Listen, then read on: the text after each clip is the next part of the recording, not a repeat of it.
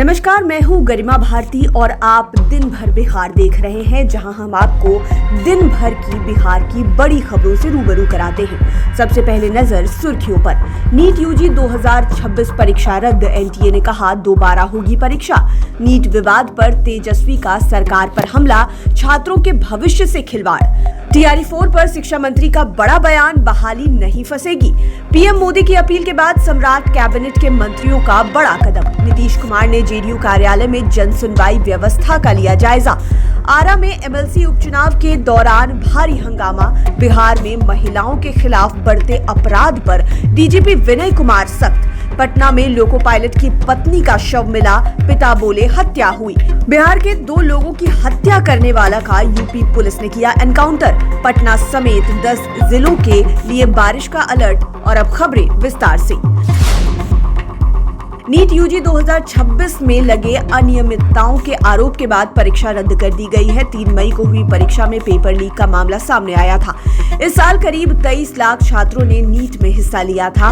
वहीं NEET paper leak के बाद लोकसभा में नेता प्रतिपक्ष राहुल गांधी ने केंद्र सरकार को आड़े हाथों लिया है। उन्होंने कहा कि परीक्षा नहीं, नीट अब नीलामी है। कई सवाल परीक्षा से 42 घंटे पहले व्हाट्सएप पर बिक रहे थे। 22 लाख से ज्यादा बच्चे साल भर रात भर आंखें जलाकर पढ़ते रहे हैं और एक रात में उनका भविष्य बाजार में सरेआम नीलाम हो गया। यह पहली बार नहीं है।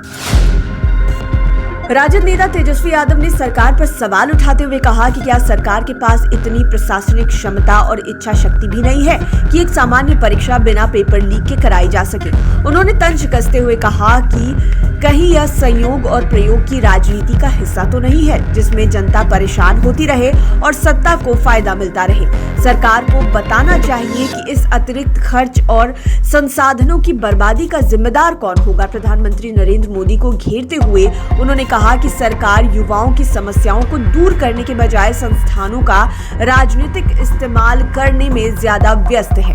विपक्ष लगातार मांग कर रहा है कि पेपर लीक रोकने के लिए सरकार सख्त कदम उठाए ताकि छात्रों का भविष्य सुरक्षित रह सके। बिहार के नए शिक्षा मंत्री मिथिलेश तिवारी ने कहा है कि अब शिक्षा विभाग में काम नहीं लटकेगा और सिस्टम को टेक्नोलॉजी से मजबूत किया जाएगा। वे शिक्षकों के हित में काम करने और शिक्षा व्यवस्था में सुधार लाने पर जोर दे रहे हैं। उन्होंने स्पष्ट किया है कि काम लटकाने वाली संस्कृति खत्म होगी और काम डिजिटल होगा। वहीं टीआरई 4 को लेकर आश्वासन दिया है कि कोई भी बहाली नहीं फंसेगी और प्रक्रिया जल्द ही आगे बढ़ेगी। मंत्री ने कहा है कि विभाग में सिंगल विंडो सिस्टम लागू किया जाएगा और 1 सप्ताह के भीतर समाधान निकाला जाएगा। मंत्री ने छात्रों से सड़क पर प्रदर्शन करने के बजाय विभाग से संवाद करने की अपील की है।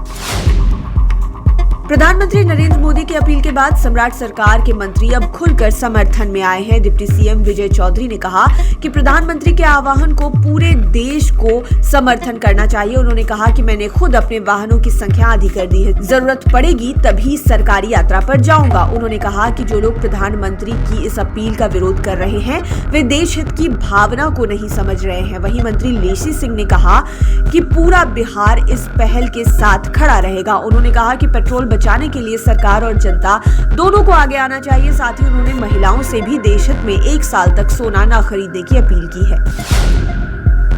नीतीश कुमार अचानक जेडीयू के प्रदेश कार्यालय पहुंच गए। खास बात यह रही कि नीतीश कुमार ने पार्टी दफ्तर का निरीक्षण किया और वहां शुरू होने जा रहे जनता दरबार और जन सुनवाई व्यवस्था का जायजा लिया। उन्होंने व्यवस्था, बैठने की जगह और लोगों की सुविधा को लेकर भी जानकारी ली। पार्टी नेताओं के मुताबिक जेडीयू की कोशिश है कि जनता की समस्याओं का समाधान सीधे संवाद के जरिए किया जाए। जेडीयू कार्यालय से बाहर निकलते वक्त मीडिया ने जब नीतीश कुमार से उनके बेटे और मौजूदा स्वास्थ्य मंत्री निशांत कुमार को लेकर सवाल पूछा तो उन्होंने कोई जवाब नहीं दिया। नीतीश कुमार हाथ जोड़कर नमस्कार करते हुए वहां से निकल गए।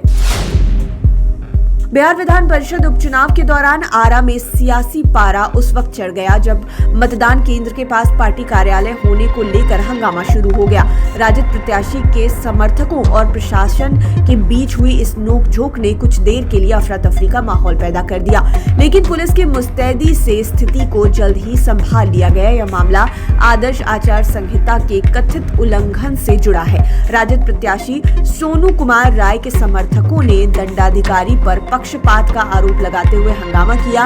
उनका दावा था कि मतदान केंद्र के मात्र 10 मीटर के दायरे में एक राजनीतिक दल का कार्यालय संचालित हो रहा है, जो चुनाव आयोग के प्रतिबंधन क्षेत्र के नियमों के खिलाफ है।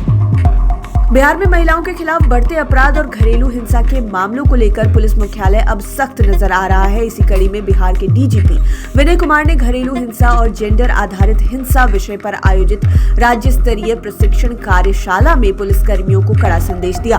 उन्होंने साफ कहा कि पुलिस की वर्दी रौब दिखाने के लिए नहीं, बल्कि जनता की सेवा के लिए मिली है। डीजीपी ने महिला पुलिस कर्मियों के व्यवहार पर भी नाराजगी जताई। उन्होंने कहा कि कई जगहों पर महिला पुलिसकर्मी लोगों से रौब में बात करती हैं, जो गलत है। डीजीपी ने दहेज प्रथा पर भी कड़ा रुख अपनाया है। उन्होंने कहा कि बिहार पुलिस में कई जवान और अधिकारी दहेज मामले में फंसे पाए गए हैं। ऐसे लोगों को नौकरी में रहने का कोई भी अधिकार नहीं है। पटना में लोको पायलट की पत्नी का शव मिला है। मृतका के पिता का आरोप है कि दामाद ने पटना में बेटी की हत्या की, फिर बचने के लिए लाश को आरा ले जाकर फेंक दिया। रिपोर्ट के मुताबिक जूली सिंह के पति और लोको पायलट मनोरंजन सिंह खारजा रोड में विनोद सिंह के मकान में किराए पर रहते थे। आरोप लग रहे हैं कि दहेज की खातिर यह हत्या की गई है। बताया जा रहा है कि महिला ने पति और देवर के शव को आरा के सिन्हा घाट के पास फेंक दिया है। पुलिस ने शव का पोस्टमार्टम किया। इस मामले में पिता के बयान पर पति और देवर समेत अन्य के खिलाफ केस दर्ज किया गया है।